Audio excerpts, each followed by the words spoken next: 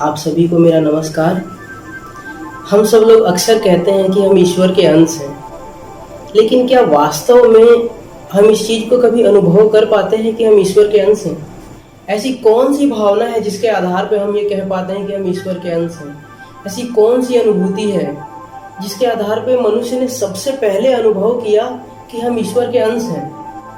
ये आपको जानना है तो आप एक माँ के पास जाइए।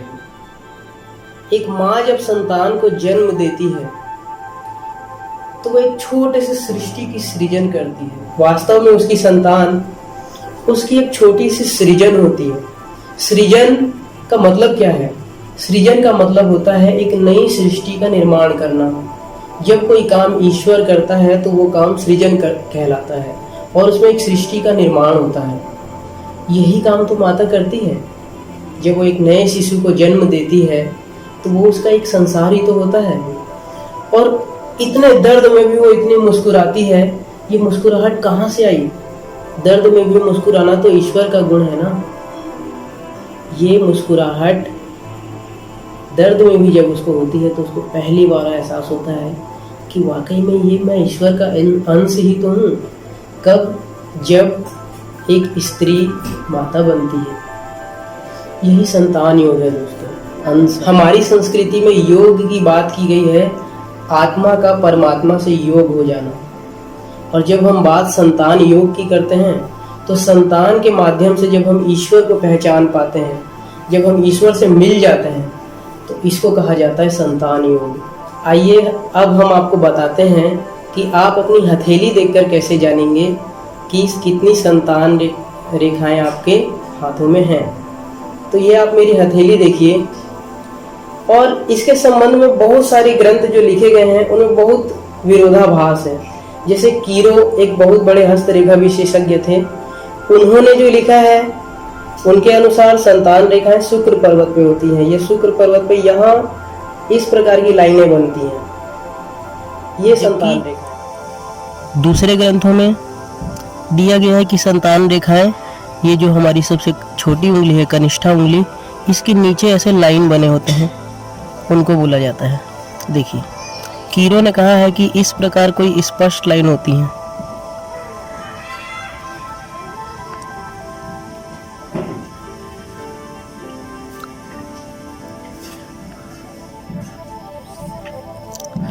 इस प्रकार की जब स्पष्ट लाइनें होती हैं तो बोला जाता है कि ये आपके पुत्र की लाइनें हैं। और अगर अपेक्षाकृत छोटी लाइन हो, इस प्रकार से अपेक्षाकृत छोटी लाइन हो, तो माना जाता है कि पुत्री संतान योग है। इसी प्रकार से अगर यहाँ पर देखिए, यहाँ पर भी छोटी छोटी लाइनें होती हैं ऐसी। दोस्तों, कई बार तो ये इतनी छोटी होती हैं कि दिखाई भी नहीं देती। आपको इसको देखने के लिए मैग्नीफाइंग लेंस का इस्तेमाल करना पड़ता है।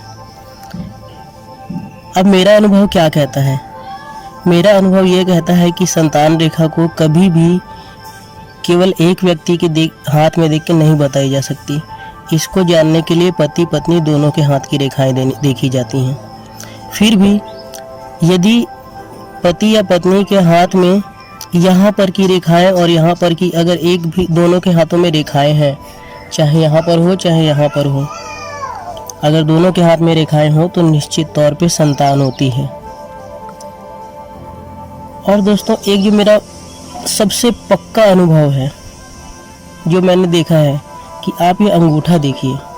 अंगूठा पर ये जो लाइन है, इस लाइन के ऊपर बिल्कुल अगर ऐसी लाइन बनी हो, उसी के ऊपर एक ऐसी सीधी लाइन बन जाए, तो माना जाता है, पूरे विश्वास के साथ कहा जाता है कि आपको एक बहुत ही शानदार पुत्र की प्राप्ति होगी जो आपका नाम रोशन करेगा।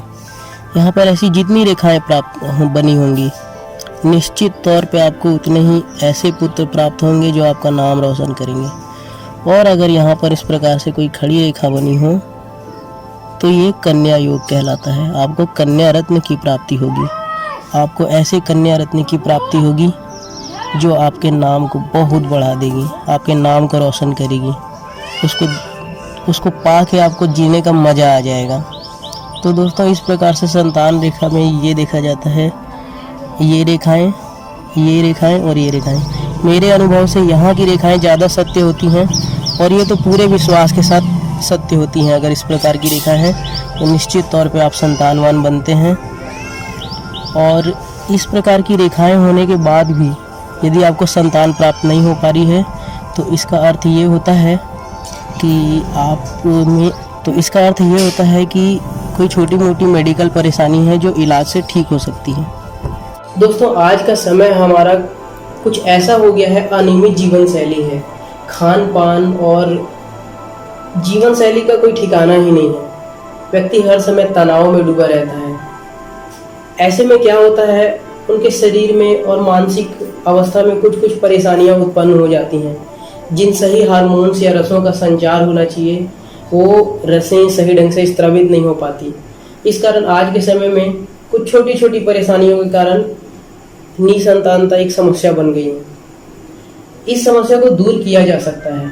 मैंने जैसे अभी आपको हाथ की रेखाओं से बताया, आप हाथ की रेखाओं में ये लक्षण देखिए। अगर कोई एक भी लक्षण दिखता है तो निश्चित तौर पर कोई छोटी छोटी समस्या ही है जो आपको तंग कर रही है।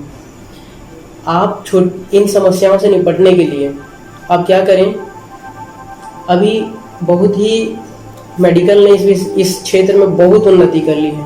Test tube baby, IVF system, इसके जरिए से बहुत ही सरलता से संतान की प्राप्ति होती है। और ये तो हो गई आपके यहाँ से, तो आपके तन की बीमारी का इलाज हो जाएगी। तन में जो भी छोटी छोटी, शरीर में जो भी छोटी छोटी समस्याएं सब हो जाएंगी। लेकिन मानसिक समस्या के कारण भी कई बार शरीर के संपूर्ण पूरे चेकअप हो जाने के बाद भी अगर इसमें आपको समस्या आ रही है तो आप समझिए कि ये कोई मानसिक समस्या है। दोस्तों, मानसिक समस्या के लिए आप हरिवंश महापुराण का पाठ करें पूरे तन मन से, श्रद्धा भक्ति के साथ। एक दिन पत्नी बैठे और पति हरिवंश पुराण का वाचन करे। एक दिन पति बैठकर सुने ध्यान से और पत्नी हरिवंश पुराण का वाचन करे। ये इतने वैज्ञानिक ढंग से आध्यात्मिक और श्रद्धा भाव से लिखी गई है कि आपको पढ़ते पढ़ते ही एक संतान प्राप्ति के लिए जो शरीर में रस चाहिए उसका स्त्रवण होने लगेगा। आपके शरीर के सब विकार दूर हो जाएंगे। हरिवंश पुराण एक बहुत ही अच्छी कथा है, आप उसको जरूर सुनो। आपके शरीर में जितने मानसिक तनाव और जो उद्वेग हैं पूरे खत्म हो जाएंगे और अच्छे रसों का संचार होकर जरूर आपको एक दिन संतान की प्राप्ति होगी। दोस्तों, ये तो बात हुई भौतिक जगत की। अब मैं असली संतान योग की बात करता हूँ। क्या होता है संतान योग? संतान योग का मतलब होता है अपने प्रेम से एक नए विचार को जन्म देना। विचार को जन्म देना कैसे? शरीर को जन्म तो कोई भी दे देता है। एक छोटा से छोटा जीव भी एक शरीर को जन्म दे देता है, लेकिन उसमें और मनुष्य में क्या अंतर है? मनुष्य सिर्फ एक शरीर को जन्म नहीं देता, मनुष्य एक विचार को जन्म देता है।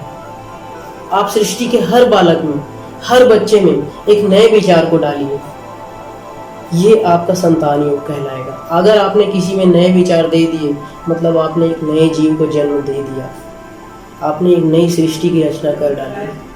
यदि आप एक नए विचार को जन्म दे सकते हैं तो आप वाकई में उस संतान योग के सुख को अनुभव कर सकते हैं।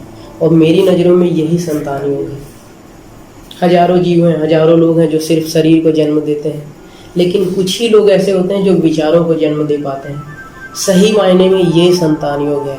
यदि तुम किसी में नए विचार उत्पन्न कर सको, जीवन देने वाले और खुशियाँ फैलाने वाले विचार उत्पन्न कर सको, तो ये संतान योग है। अगर आपने ऐसा कर दिया तो आपने एक नए जीव, एक नए संतान को जन्म दिया। ये संतान योग है। दोस्तों, अपनी संतान तो प्यारी होती है सभी को। तुम किसी अनाथ के नाथ बन जाओ, अपने लिए तो सभी करते हैं दोस्तों। कभी किसी अनाथ के भोलेनाथ बन जाओ। बहुत बहुत धन्यवाद।